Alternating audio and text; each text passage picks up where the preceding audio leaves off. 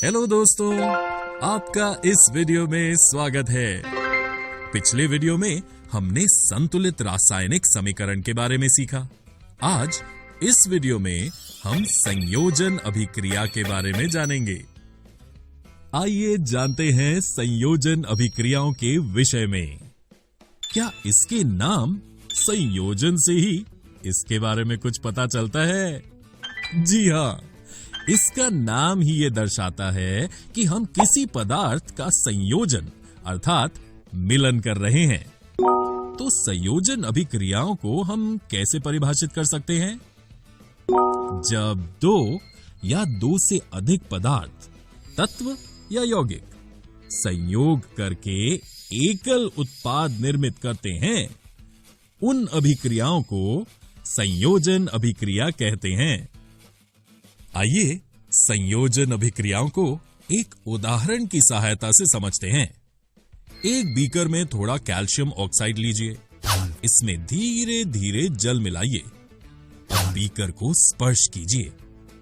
Calcium oxide जल के साथ तीव्रता से अभिक्रिया करके बुझे हुए चूने का निर्माण करता है और साथ ही आप देखेंगे कि बीकर का तापमान बढ़ गया है, अर्थात इस अभिक्रिया में ऊष्मा उत्पन्न हो रही है।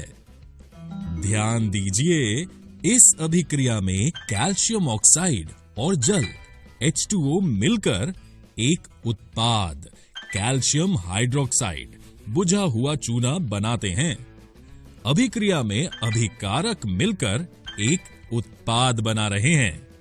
साथ ही इस अभिक्रिया में ऊष्मा उत्पन्न हो रही है। जिन अभिक्रियाओं में उत्पाद के निर्माण के साथ साथ ऊष्मा भी उत्पन्न होती है, उन्हें ऊष्माक्षेपी रासायनिक अभिक्रिया एक्सोथर्मिक रिएक्शन कहते हैं।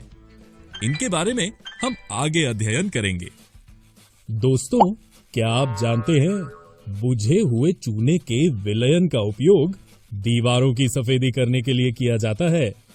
कैल्शियम हाइड्रोक्साइड वायु में उपस्थित कार्बन डाइऑक्साइड के साथ धीमी गति से अभिक्रिया करके दीवारों पर कैल्शियम कार्बोनेट CaCO3 की एक पतली परत बना देता है। सफेदी करने के 2-3 दिन बाद कैल्शियम कार्बोनेट का निर्माण होता है और इससे दीवारों पर चमक आ जाती है। रोचक बात यह है कि संगमरमर का रासायनिक सूत्र भी CaCO3 ही है।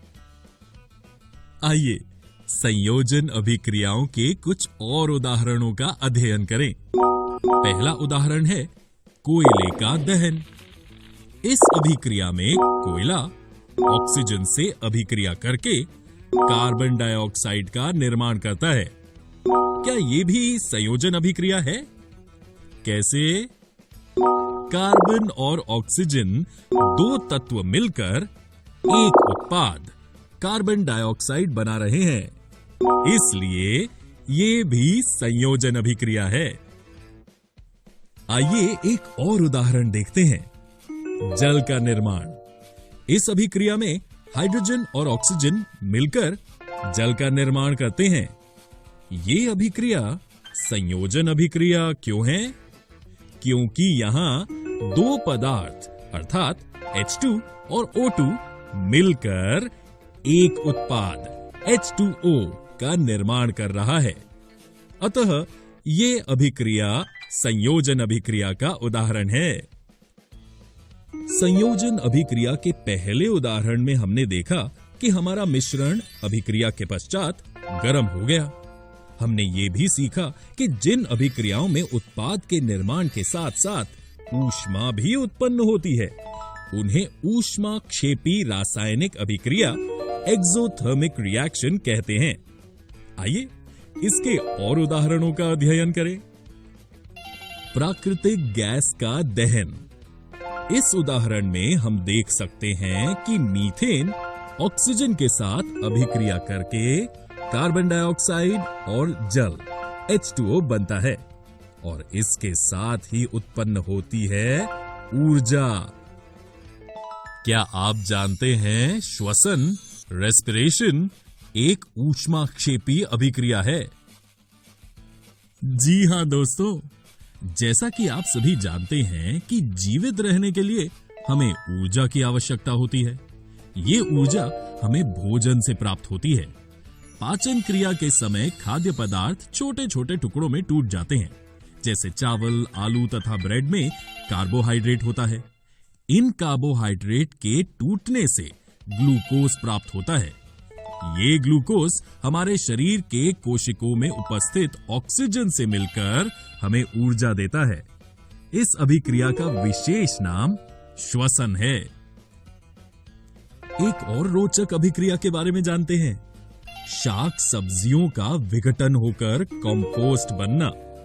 यह भी ऊष्माक्षेपी अभिक्रिया है, परंतु ऐसा जरूरी नहीं कि सभी संयोजन अभिक्रियाएं ऊष्माक्षेपी हों।